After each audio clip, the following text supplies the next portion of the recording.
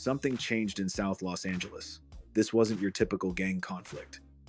Florencia 13 and the East Coast Crips coexisted for years. The situation stayed tense, but balanced. Then a directive arrived quietly from Pelican Bay State Prison. The message came directly from a top Mexican Mafia general. The instruction was straightforward. Clean out the neighborhood. What happened next wasn't random street violence. This was an organized green light operation.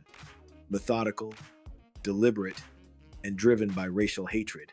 A strategic campaign designed to demonstrate who actually controlled the streets to every set in the city. This is how the Mexican Mafia initiated war against the East Coast Crips, the destruction that followed, and how that conflict eventually produced one of the most surprising peace agreements in Los Angeles history. Understanding this war requires going back to 1969. That year, a young Raymond Washington established the foundation for what became the original East Side Crips. Before starting his own organization, Raymond operated with the Avenues, a crew commanded by Craig Munson. After conflict erupted in Donnie Boy's garage, Washington got removed. That separation transformed everything. By 1970, Raymond's new group was forming on 76th and Wadsworth, the heartbeat of the East Side movement. By the early 1970s, additional Crip sets emerged: 43rd Street, Avalon Gardens, others expanding throughout the East Side. Then came the East Coast Crips formation. Not a single gang structure, but an alliance extending across South Los Angeles. Around 1974, the 62nd Street Crips ignited what became the East Coast Crips Alliance. Dozens of neighborhoods united under one identity. Crews like Q102, 10 Line Street Boys, 69 Shack Boys, 76 Shack Boys, and the 118 Block Crips all joined that East Coast identity. They operated with a neighborhood Crips car linking them to the Rolling 60s, Rolling 90s, and Rolling 40s. Together, they became known as the East Coast Neighborhood Crips. But unity always carries an expiration date. The East Coast constructed a reputation as powerful, organized, and hostile. By the late 1980s, their strength had attracted attention from across the racial boundary. Florencia 13, called simply F13, started decades earlier in the Florence Firestone section of South Central Los Angeles. By the 1990s, they ranked as one of California's largest Sureño gangs, rolling deep with thousands of members and direct connections to the Mexican Mafia. Inside correctional facilities, the Mafia enforced one regulation: all Hispanic gangs south of Bakersfield owed loyalty and taxes, but the Mafia demanded more than financial tribute. They demanded dominance. By the early 1990s, their power was extending from cell blocks onto the streets. Leaders like Rulo Cheyenne Cadena and Joe Pegleg Morgan had constructed the structure decades before.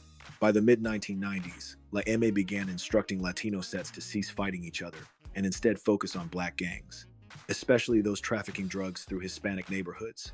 That moment changed how Florencia 13 viewed black gangs. Neutrality ended. The most prominent black presence near their territory was the East Coast Crips. Initially, the two organizations coexisted. Both generated revenue, both controlled corners, both respected boundaries. But in the mid-1990s, something minor escalated into a decades-long conflict. In 1996, members connected to the 65 hustlers who affiliated with East Coast Crips shot a Florencia member. Immediate retaliation followed. A peace attempt happened, a gathering at Palm Elementary School where both sides tried ending the dispute. It failed. By 1999, Florencia 13 was actively fighting nearly every East Coast set on the east side of South Los Angeles. What triggered everything? Court documents reveal a drug shipment dispute. A driver allegedly affiliated with the 68 or 69 East Coast Crips was moving 200 to 300 kilograms of product for Florencia. He chose to keep it. This sparked a series of drive-by shootings, counterattacks, and directives from prison. Behind bars, one name dominated: Balio Babo Castellanos, one of the three kings of Florencia 13, running operations from Pelican Bay State Prison's security housing unit. Castellanos was dispatching handwritten messages to the streets containing coded instructions: establish precedents for each barrio, collect taxes, handle internal discipline, eliminate enemies, specifically the East Coast Crips. One instruction was explicit: Eliminate the black gangs from Florence Firestone. That single statement became a death warrant for dozens of individuals, some gang members, many innocent civilians. The first recorded incident occurred on October 10th, 2003.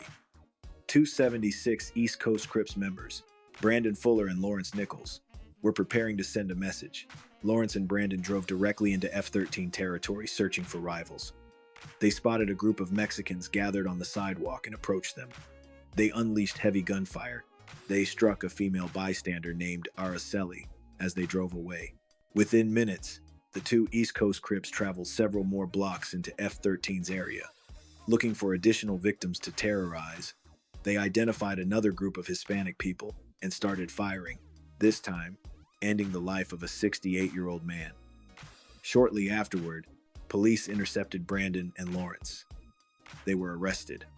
Law enforcement tracked the vehicle they were using for the crimes. The registration returned to Lawrence. While detained, they later confessed that Lawrence operated the vehicle and Brandon was the shooter. Brandon Fuller and Lawrence Nichols both received life sentences in prison. October 11th, 2004. Emmanuel Romero, Mario Moreno, and Edgar Navarro, all connected to F-13. Mario told the other two, "Let's go put in some work," pulling out a rifle as they drove through 89 East Coast Crips territory in a stolen vehicle. Outside a liquor store stood Robert Tyrone King and Daryl Dennard, two black men drinking beer in front of the establishment. Moreno leaned from the window, holding a rifle, and started shooting. Both men were struck in the back. Dennard died at the location. King barely survived. Neither man struck had any gang affiliation whatsoever. Romero and Moreno were charged with first-degree murder and attempted murder, plus firearm and gang enhancements. Edgar Navarro was not charged for the crime. His life was taken 3 weeks later. Mario Moreno was separated for trial and received a life sentence. Emmanuel Romero got 25 to life plus 25 for the firearm. That shooting elevated the temperature. Within months, additional incidents followed, each one more reckless than the previous. November 21st, 2004, Carlos Nava from Florencia 13 shot and ended the life of Marlon Miller as he exited a gas station. One shot to the head proved fatal. The very next day, his associate Raymond Perez was arrested for a separate shooting. While in holding at the police station, he called Carlos Nava, discussing their involvement in both shootings. In other words, they were attempting to coordinate their story, wanted them to stay silent about any details temporarily. But foolishly, this call was placed at the police station. While caught in the moment, the police monitored and recorded all phone calls made at the station, making their investigation, in this case, significantly easier. Shortly after, Carlos Nava was arrested by authorities. He admitted to the two shootings. Carlos also acknowledged he was pressured by his friend Raymond to commit the act. Carlos stated that Raymond informed him an East Coast Crips member was at a gas station and to shoot him on sight. Carlos Nava received 90 years to life. April 15th, 2005. Colleen Enriquez was sitting on her porch in Florence Firestone when she witnessed a confrontation explode. Ya Oliva and a group of F-13 members shouted racial slurs at a black man walking down the street. 15 minutes later, that same man returned with another black male, Stephen Patterson. Colleen recognized Patterson. She'd observed him around 66th Street before. What happened next transformed the neighborhood into a combat zone. The two black men opened fire toward the F-13 group. Oliva was killed instantly, shot in the face. Police gathered suspects. Patterson was arrested, tried, and sentenced to 50 years to life. But this killing didn't resolve the conflict. It intensified it. Detectives uncovered graffiti marking Florencia 13 versus 66 East Coast Crips battles. The entire zone became a free fire district. May 29th, 2007. A lady named Karina and her boyfriend Manuel Figueroa were getting tacos at a truck in East Coast Crips neighborhood. Karina and the kids waiting for Manuel to return from the taco truck with the food. Karina went to retrieve the drinks and walked back to the car. Manuel heard gunshots while waiting at the truck. He saw his girlfriend Karina fall. He witnessed a man, Jason Martin, running away from the scene holding a gun. Manuel ran to the car to find his kids screaming, and Karina, who took a gunshot to the head, lost her life. A witness, Carlos Gomez, saw the entire incident from his apartment balcony. He saw Jason running down 62nd and Main Street. Jason noticed him watching and fired at the balcony. Carlos was unharmed. On June 1st, 2007, Jason was arrested. They searched his home. Inside the residence, police discovered notebooks and photos of his allegiance to East Coast Crips. They uncovered that he referred to himself as the gang moniker Spook 2, or Little Spook. Law enforcement later connected the name on walls disrespecting F-13 and the Mexican race. Jason Martin had no alibi, claimed he did not remember where he was on the same night of the shooting.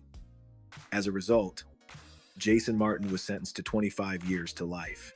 Then came Operation Joker's Wild, a joint task force between the Los Angeles County Sheriff's Department, DEA, ATF, and ICE. The investigation revealed that F-13 was launching racially motivated ambushes across Florence Firestone. Gang members were driving through black neighborhoods, shooting at anyone they thought was an enemy, even random pedestrians. These weren't impulsive strikes. They were organized under La Im's green light policy. June 2005.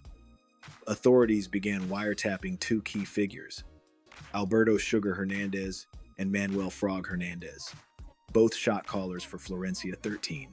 Phone intercepts captured them plotting new attacks and coordinating taxes from the drug trade. Then the violence reached a new low.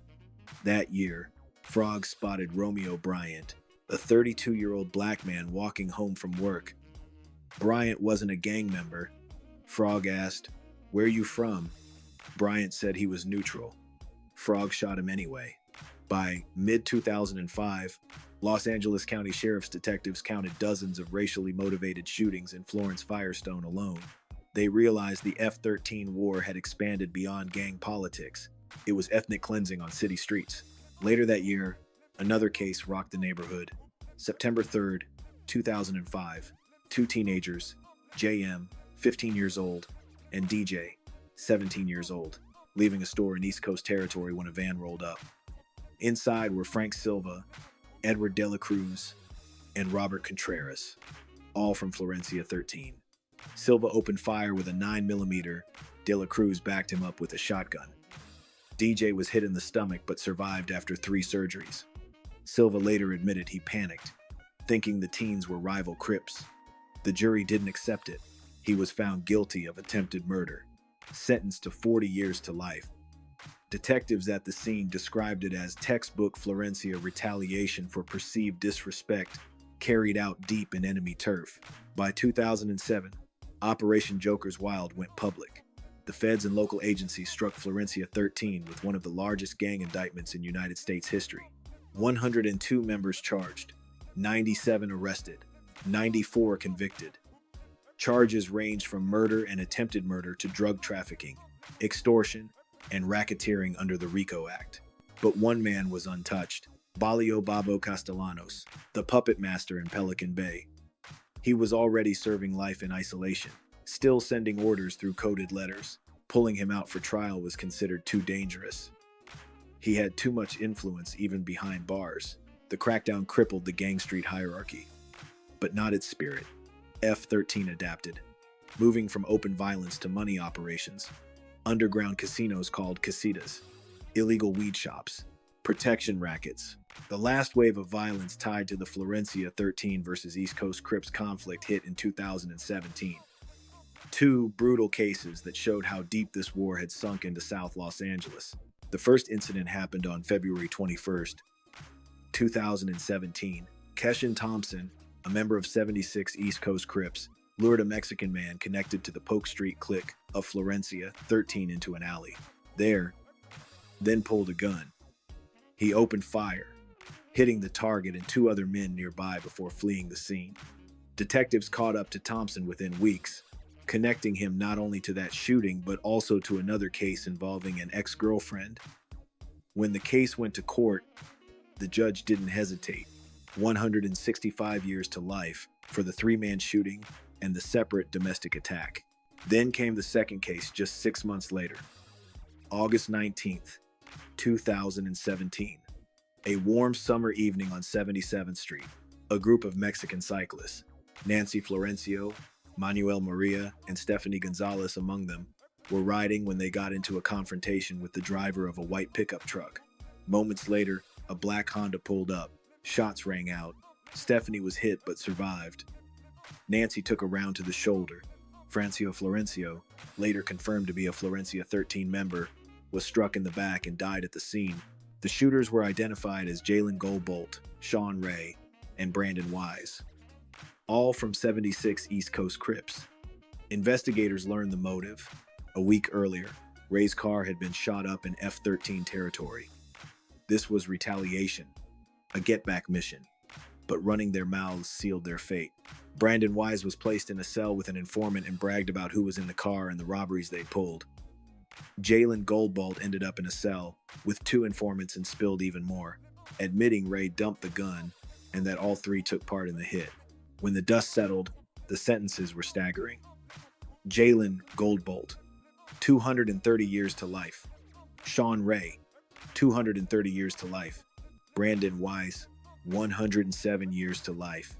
3 lives gone to prison forever, and another lost in the street, all because the cycle of revenge never stopped turning. By 2019, the cycle of war finally began to cool. After decades of bloodshed, Balio Babo Castellanos from Florencia 13 and Paul Lil Doc Wallace from the 69 East Coast Crips started meeting behind the scenes. It took only 3 sit-downs to do what years of law enforcement couldn't. They agreed to a truce. Announced in September 2019, the peace held. Today, the war that once turned Florence Firestone into a war zone is mostly silent. F-13 has shifted focus, opening unlicensed weed dispensaries, taxing underground businesses, running those casitas for steady income. They've evolved from soldiers to businessmen, but the streets still remember the era when a single order from La M turned South Los Angeles into a battlefield. That's the full breakdown. I'd ask you to please like, comment, and subscribe. And don't forget to ring that bell for notifications. More stories coming soon. Until then, watch your step and respect the code.